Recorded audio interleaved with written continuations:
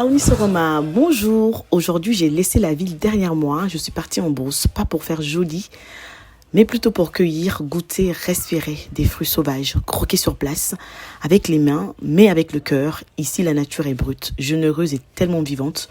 Je vous amène avec moi. Le réveil était vraiment épique. On s'est réveillé à 5 heures du matin et le départ était à 6h10. Et par la suite, on a commencé la journée avec des beignets de mil, qu'on appelle communément ici du bon fourou-fourou.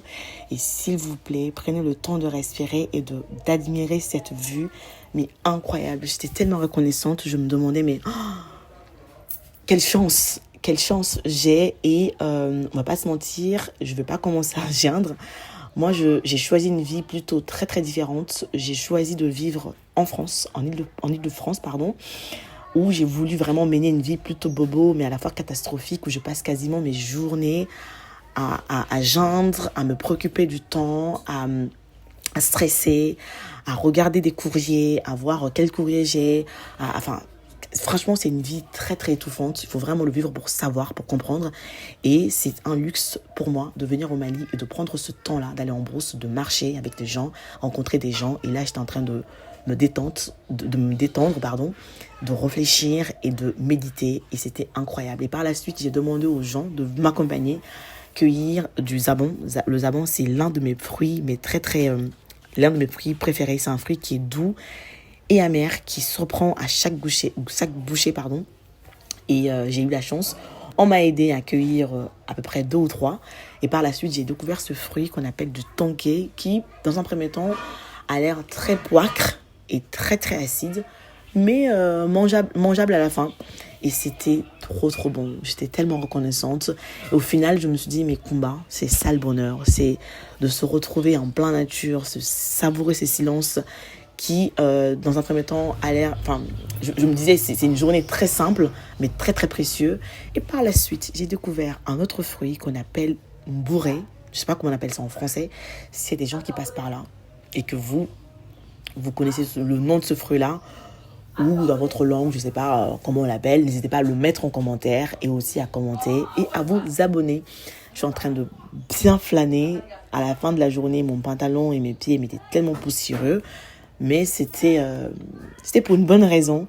Et maintenant, c'est place vraiment aux dégustations. Je suis en train de déguster le fameux fruit qu'on appelle bourré. Moi, ça avait plutôt du goût de patate douce pour moi. Et j'ai donné à ma tante. Elle me disait plutôt que ça avait plus le goût de la pomme. C'était hyper drôle, la différence.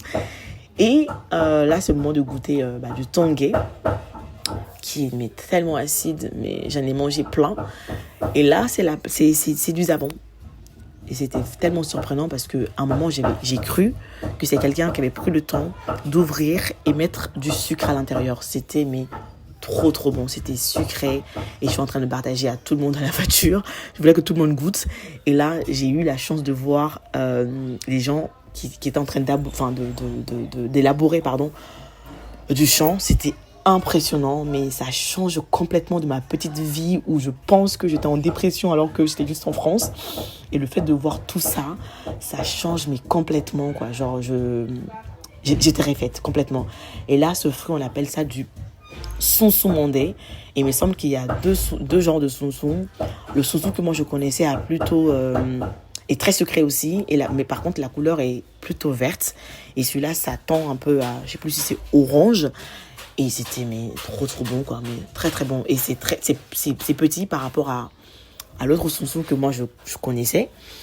Et c'était surprenant, c'était trop trop bon. Franchement, j'ai passé une journée incroyable, une très très belle journée. J'étais très reconnaissante de vivre cette expérience et surtout avec des gens très très bienveillants et de voir les femmes toujours qui travaillent, qui charbonnent, toute indépendance et toute féministe.